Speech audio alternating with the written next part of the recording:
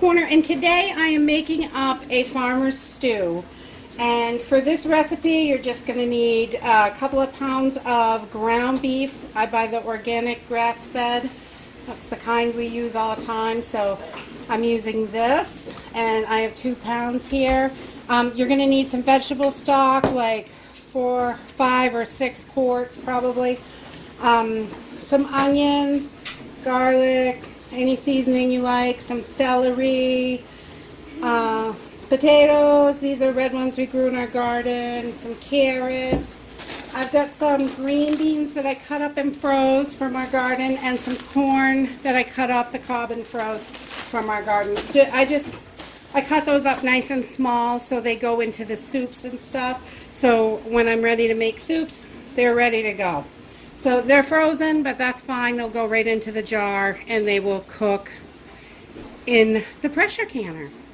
All right, so let's get started. We're going to get this browning up our Hamburg, and we are going to put a little bit of salt and pepper in here.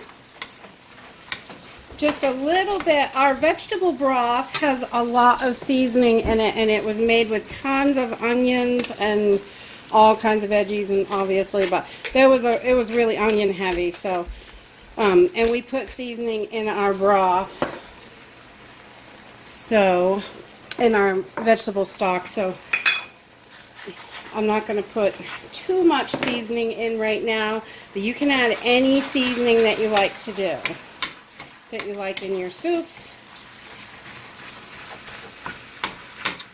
And we're just going to get this all browned up and start cutting up our veggies. Okay, so we're heating up our stock while we are browning the Hamburg. And I'm going to add 1 pint of tomato sauce into our vegetable stock while we heat that up. And we're just going to heat all this up and bring it up to a boil, and then we will have it ready to put in our jars. So we've got our Hamburg all browned, and we are going to finish cutting up our veggies. Okay, so we have all our veggies cut up: potatoes, onions, celery, carrots. I've got frozen corn here and frozen green beans. Our vegetable stock is super hot, and I just took it off. It was boiling, and it is ready to go. This was all seasoned up, so I didn't add seasoning. And my Hamburg is all done and has been drained. So I will show you how I put this together. We're going to put our funnel on there.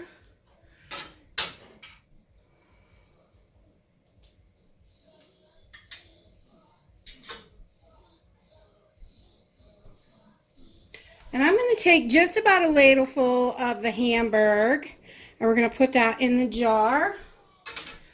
And we are going to layer in a little bit of onions. Our stock is really heavy on the onion flavor, so I'm not putting too much in. And then we're going to put in a layer of celery. And whoa, our potatoes are wild. A layer of potatoes. I'm using the red skin potatoes because they're super thin and you don't have to peel them. I really like them. And we grew these in our garden. I have them on hand, so I'm using those. You can use any potato, but the red ones are really low in the starch, so they don't get that sediment in the bottom of the jar as much. They get a little bit, but not as much.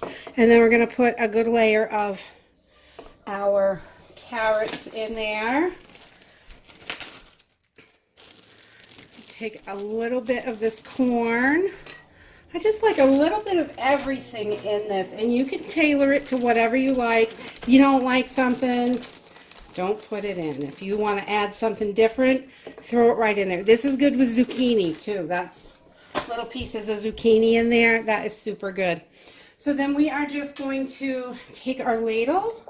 We've got all our veggies in there and everything. Oh, that looks so good.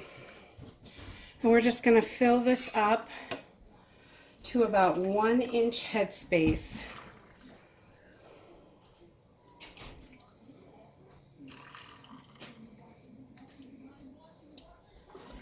There we go. There, look at that. All right.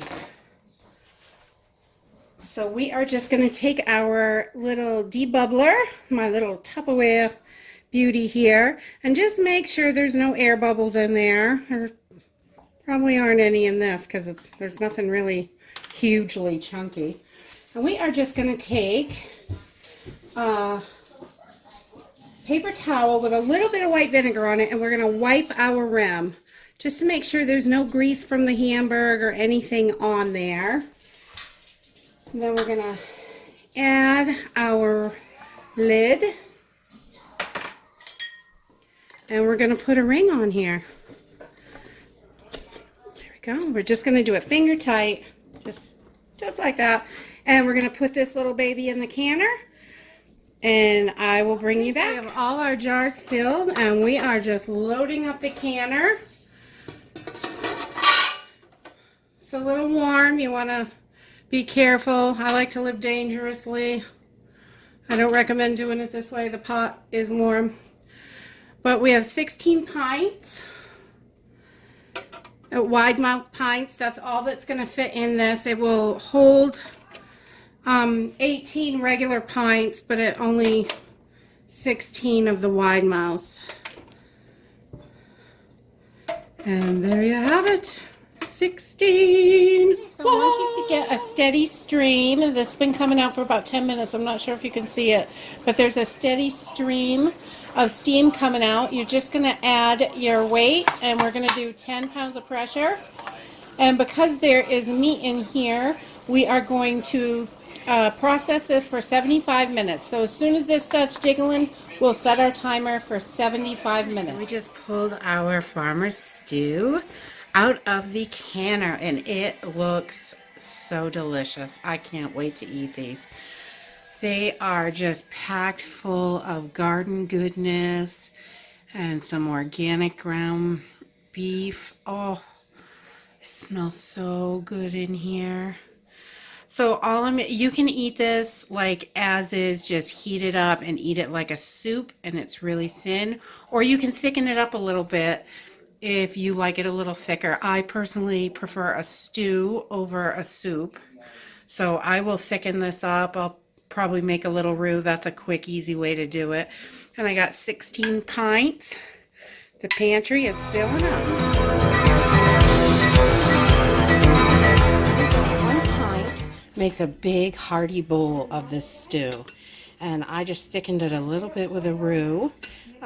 Not too thick, but nice stew, and it is so hearty and chunky, and look at all those vegetables and beef, and oh my goodness, this is so delicious.